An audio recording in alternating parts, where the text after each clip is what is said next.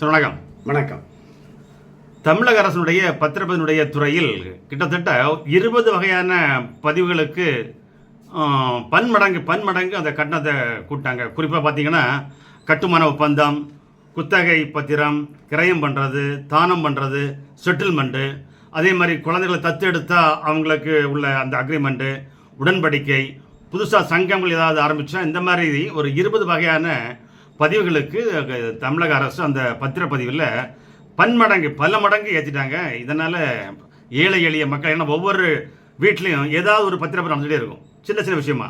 அதுக்கு 20 ரூபா 100 ரூபா கட்டிட்டவங்கலாம் இப்போ 1000 2000ன்னு பல மடங்கு ஏற்றிட்டாங்க. இதை பற்றி நீங்கள் என்ன நினைக்கிறீங்க ஐயா? 20 மடங்கு 30 மடங்கு குடிகாரன்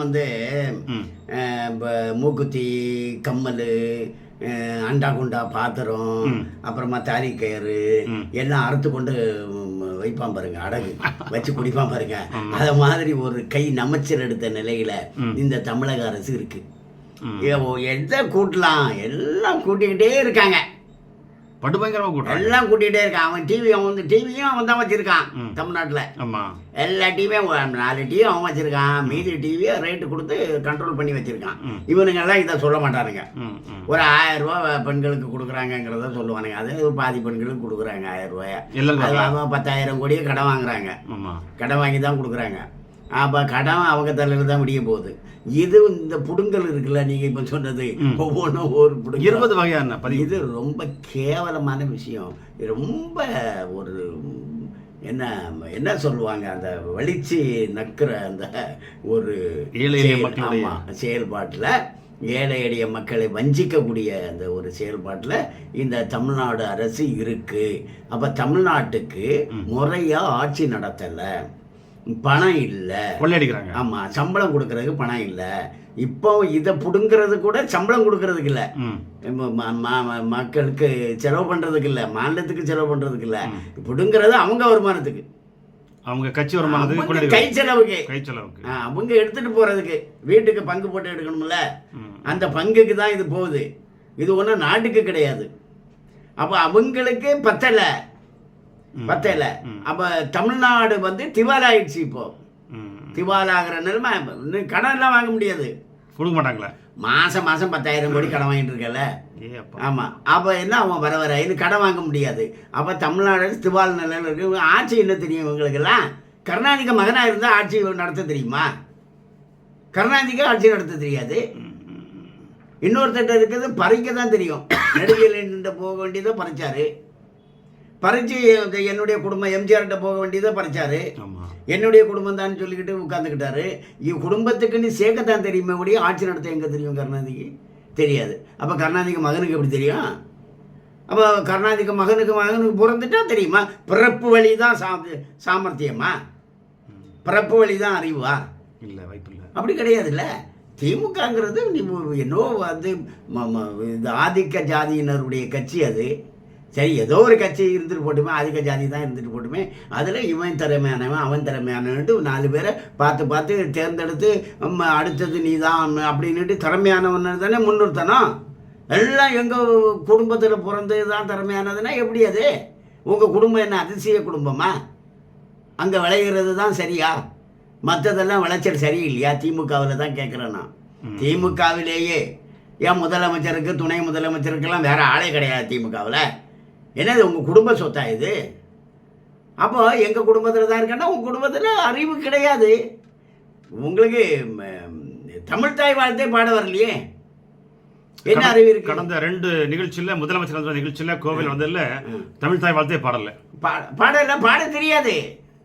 இந்த பாடினா தப்பா போயிடுது, பயப்படுறாங்களோ? ஆமா, அதனால வேண்டான்னு விட்டாங்க. கவர்னர் நிகழ்ச்சியில் மட்டும் இவங்க கலடா பண்றாங்க. அதுதான் கவர்னர் நிகழ்ச்சியில் ஒருத்தர் பாடினான், பேப்பர் பறந்து போய் ஒரு வரியை விட்டுட்டான். ஒரு வரியை விட்டா என்ன? விட்டது திராவிட வரியா, அதுவும் பொறுத்துக்க முடியல. என்ன திராவிட வாழ்த்தா தமிழ் தாய் வாழ்த்தா? முதல் பட மாட்டேங்க. அது தமிழ் தாய் இருந்துல்ல, திராவிடம் தானே விட்டு போச்சு. உனக்கு ஏன் ஏறுது? நீ தமிழனா திராவிடனா? இல்லை, ஒன்றும் புரியல. நீ யாரு? நீ இந்தியனா பாகிஸ்தானியா? நீ யாரு? இது தமிழ் தாய் வரிகள் விடுபடலை. திராவிட வரி தான் விட்டு போச்சு. அதுக்கு துள்ளுன அப்புறமா நீ ஏன் பாடலை?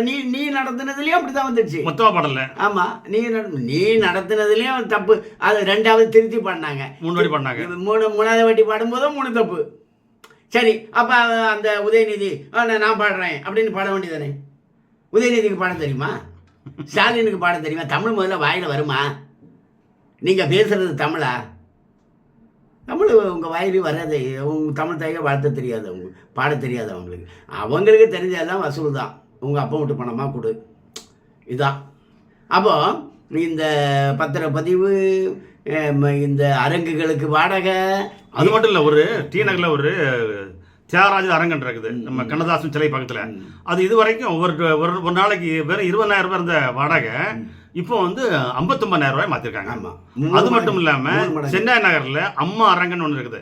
அதுக்கு ஒரு நாளைக்கு 3,40,000 ரூபாய் இருந்ததை இப்போ 5,42,000 ரூபாய் ஏற்றிருக்காங்க. மடங்கு டபுள் ஆகிருக்காங்க. அப்போ இது என்ன அவசியம் தெரியல, ஏன்னு தெரியல. என்ன அவசியம் தெரியும்? ஏதோ கிடைக்குமா எடுத்துகிட்டு போகிறான். வீட்டுக்கு போயிடுவாங்கன்னு நினைக்கிறேன், என்னன்னு தெரியல. வீட்டுக்கு போகிறக்குள்ளாடி கிடைக்கிறத சொல்கிறேன்ட்டுங்க. செலவு நிறைய இருக்குது. எங்கள் வெளிநாட்டில் சேர்க்குறதுக்கு, அங்கே சொத்து வாங்குறதுக்கு, இலங்கையிலலாம் சொத்து வாங்கியிருக்காங்களே, அங்கே எல்லாம் வாங்கணும் செய்யணும் அப்படின்னுட்டு ஜப்பானில் முதலீடு பண்ணியிருக்காங்க, சிங்கப்பூரில் முதலீடு பண்ணியிருக்காங்க. முதலீடு பண்ணுறதுக்கு தானே போகிறாரு இவர். முதலீடு வாங்க போகல.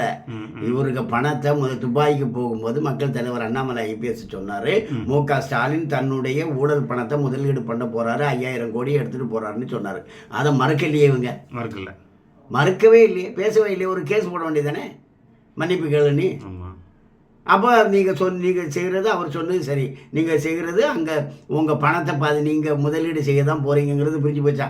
அப்போது வெளிநாட்டுக்கு போகணும், முதலீடு பண்ணணும், அப்படி அதனால எங்கேருந்தாவது சுரண்டி சம்பாதிப்போம், அந்த தமிழ்நாட்டை காலி பண்ணிக்கிட்டு தான் நம்ம கரையேறணும் அப்படின்னு முடிவு பண்ணியிருக்கிறது திமுக குடும்பம். அப்படிங்கிறது தான் இந்த கட்டண உயர்வுகள் காட்டுது. ஓகே, வணக்கம்.